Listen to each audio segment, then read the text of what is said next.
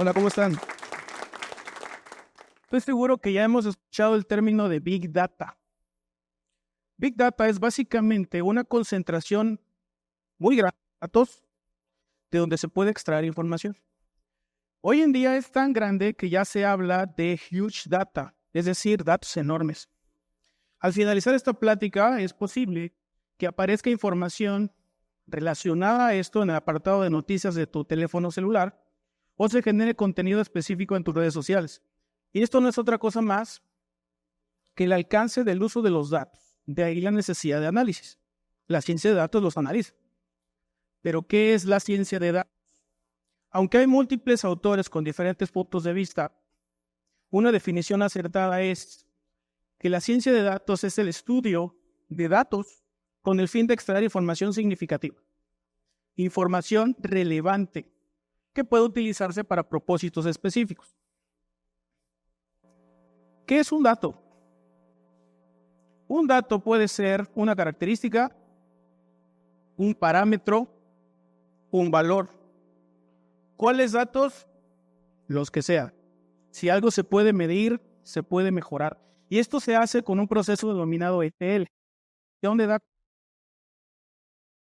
Estos pueden venir de una base de datos, de un proceso, de un sistema, para posteriormente transformarlos, puesto que vienen en diferentes formatos. Archivos de texto, audio, video, imágenes, y luego cargarlos para su análisis. Actualmente, cualquier dispositivo puede generar datos y a su vez cualquier cosa es objeto de información.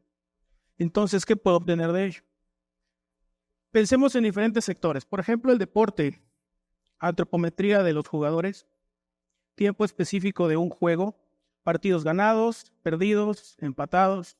Esto lo podemos en el apartado de estadísticas de los equipos de la NFL o en los tiempos que arroja la Fórmula 1 para monitorear el desempeño de sus pilotos.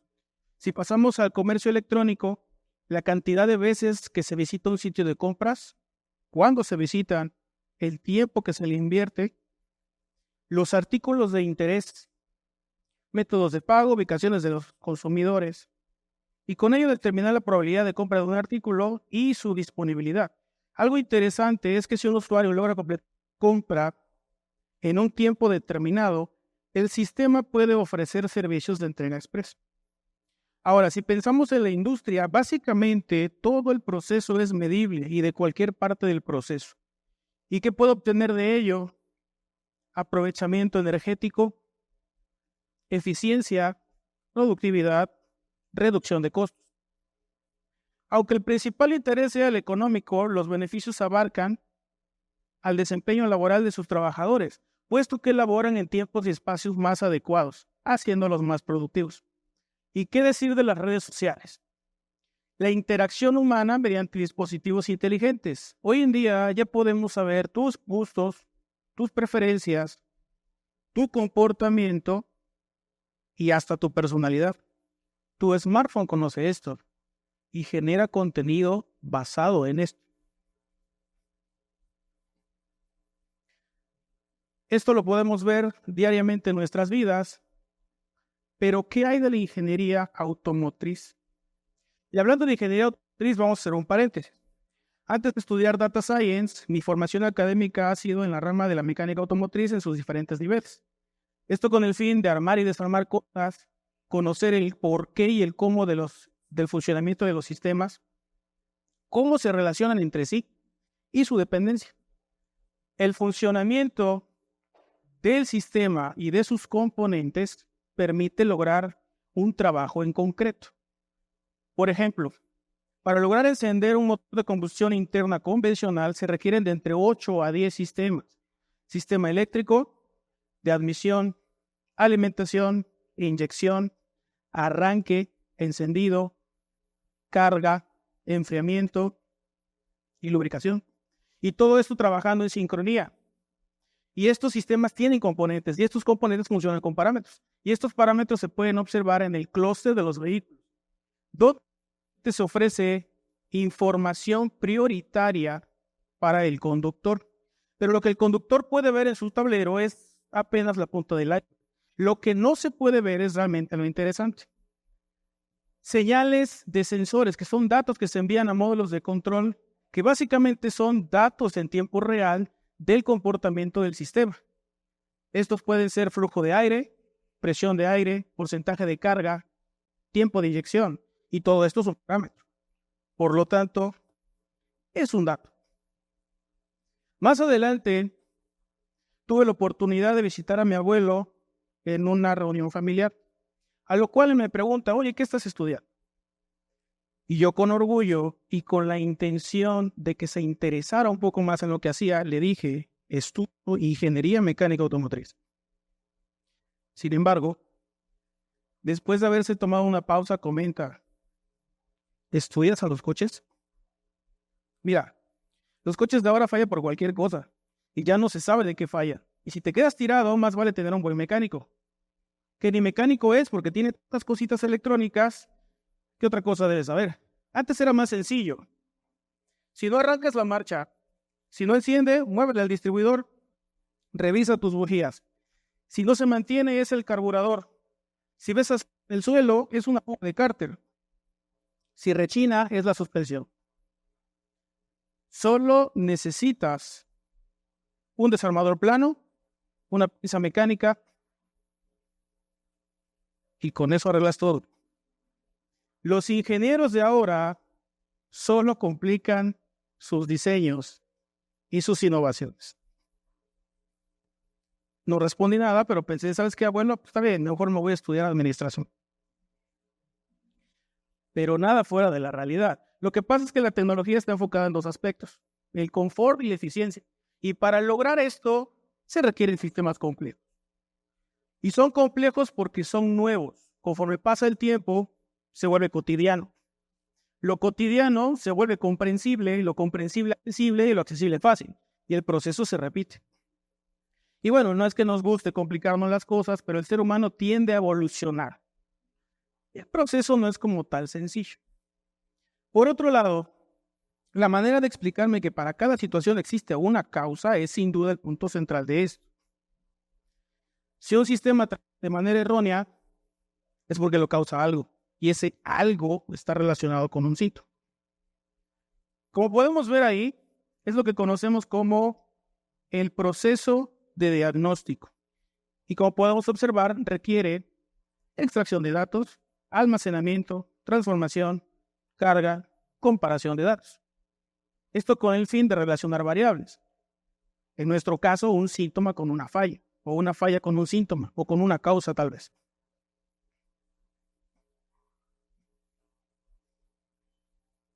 Por lo tanto, todo evoluciona y el sistema automotriz también lo hace.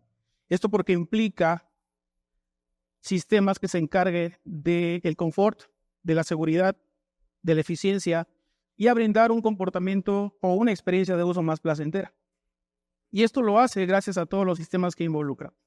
La electrónica automotriz permite la implementación de sensores. Estos sensores van a medir magnitudes y estas magnitudes se convierten en señales digitales que se envían a módulos de control para que puedan procesarse con el fin de arrojar una modificación del sistema según los parámetros que se presentan en tiempo real. Visto de otro modo, lo que tenemos ahí es básicamente un árbol de decisiones. Es un método que también se puede utilizar en la ciencia de datos, que de hecho se estudia en la ciencia de datos, para tomar una decisión. Y como lo que yo quiero es encontrar una falla, entonces requiero analizar todos los síntomas. Entonces preguntémonos, ¿cuántos datos genera un vehículo? Según Statista, en promedio, un solo automóvil genera 25 gigabytes de datos en una hora. Y esto incluye datos de navegación, de conducción, de ingeniería. Entonces, si algo falla, ¿qué tantos datos debo analizar? Y bueno, ese es el beneficio de la ciencia de datos. Su extracción, su procesamiento y su análisis dan como valor agregado responder a un sinfín de preguntas siempre y cuando estén bien planteadas. Pueden encontrar comportamientos y, ¿por qué no?, predice el futuro.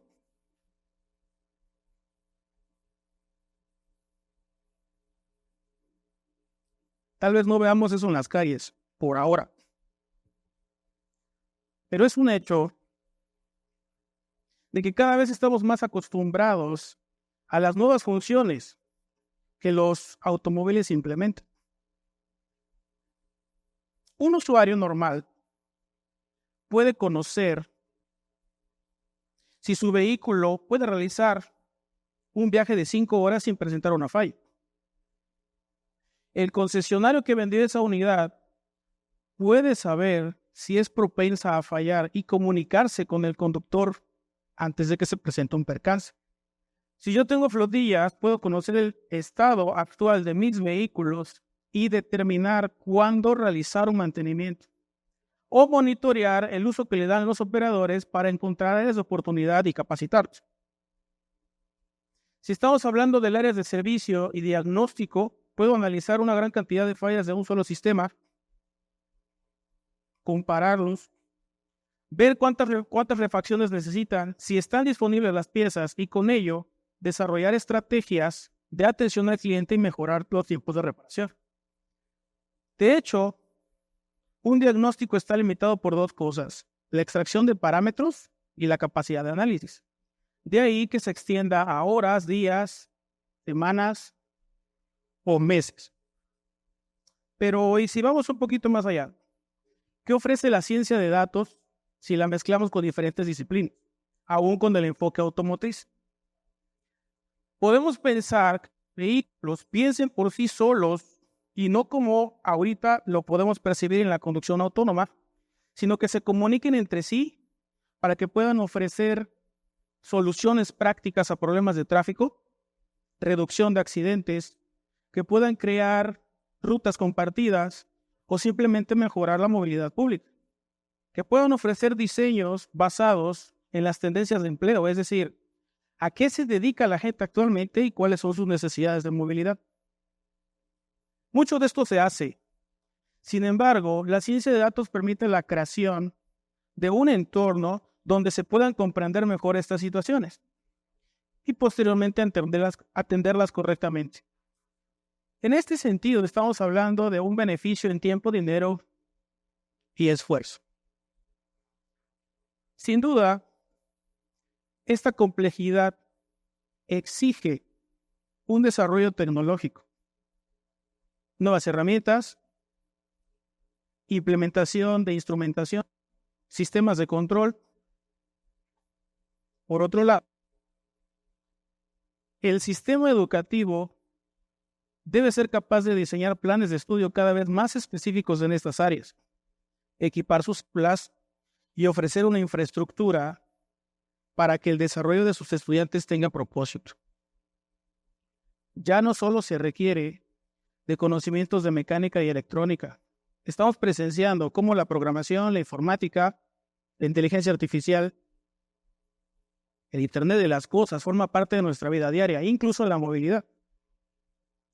¿Y qué decir de los empleos? Es un hecho que hay empleos que se están quedando atrás. Sin embargo, la misma tecnología permite que puedan evolucionar según las necesidades. En resumen, la ciencia de datos es la base de la creación de nuevas tecnologías, de innovaciones y del éxito de su implementación. Si mi abuelo viviera, ya podría responderle y le diría: así es, abuelo, antes era más sencillo y práctico, pero ahora las posibilidades son infinitas. Gracias.